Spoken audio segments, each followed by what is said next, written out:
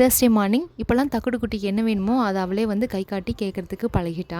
Morning பிரேக்ஃபாஸ்ட்டுக்கு ஒரே மாதிரி சப்பாத்தி பூரிக்கிழங்குன்னு போர் அடிக்காமல் நீ கொஞ்சம் ஆலு பராத்தா மாதிரி ட்ரை பண்ணலாமேன்னு சொல்லிட்டு உருளைக்கிழங்குலாம் வந்து வேக வச்சுட்டேன். சைட் பை சைடாக சப்பாத்திக்குமே மாவு பசைஞ்சு ஒரு 20 மினிட்ஸ் பக்கம் ஊற வச்சுட்டேன். அப்போ தான் நல்லா சாஃப்ட்னஸ் கிடைக்குன்னு சொல்லிட்டு ஃபஸ்ட்டு மசாலா ப்ரிப்பேர் பண்ணுறதுக்கு கடாயில் ஆயில் விட்டு பச்சை மிளகா சாப் பண்ணி வச்சுருக்க ஆனியன் சேர்த்து நல்லா வதக்கி இஞ்சி பூண்டு பேஸ்ட்டு சேர்த்து மஞ்சள் தூள் மிளகாய் தூள் கரம் மசாலா சேர்த்து நல்லா சாட்டை பண்ணிக்கலாம். இப்போ வந்து நம்ம பாயில் பண்ணி வச்சுருக்க பொட்டேட்டோஸ் வந்து நல்லா ஸ்மாஷ் பண்ணிவிட்டு அதையுமே இது கூட சேர்த்து கொஞ்சமாக கொத்தமல்லி தழை லெமன் ஜூஸ் சேர்த்தோன்னா மசாலா வந்து சூப்பராக ரெடி. சப்பாத்திக்கு மாவு சூப்பர் சாஃப்டாக இருக்குது. இப்போ வந்து எப்பவும் போல் சப்பாத்திக்கு பெருசாக பரத்தாமல் பூரி சைஸ்க்கு பரத்தி நம்ம ரெடி பண்ணி வச்சுருக்க மசாலாவை ஒரு பால் சைஸ்க்கு உள்ளே பிடிச்சி நம்ம ஃபுல்லாக வந்து சமோசா உருட்டுற மாதிரி உருட்டி இந்த மாதிரி நல்லா 2 பக்கமும் தேய்ச்சிக்கலாம். மசாலா வெளியே வந்தாலும் பிரச்சனை இல்லை, டேஸ்ட்டாக தான் இருக்கும். தோசை தவாவில் 2 பக்கமும் போட்டி எடுத்து கொஞ்சமாக பட்டர் விட்டுருக்கேன். டேஸ்ட் வந்து அல்டிமேட்டாக இருந்தது. கண்டிப்பாக ட்ரை பண்ணி பாருங்கள். மார்னிங் பிரேக்ஃபாஸ்ட் சூப்பராக சாப்பிட்டோம். வீடியோ பிடிச்சிருந்தா கண்டிப்பாக லைக் பண்ணி சப்ஸ்கிரைப் பண்ணிவிடுங்க.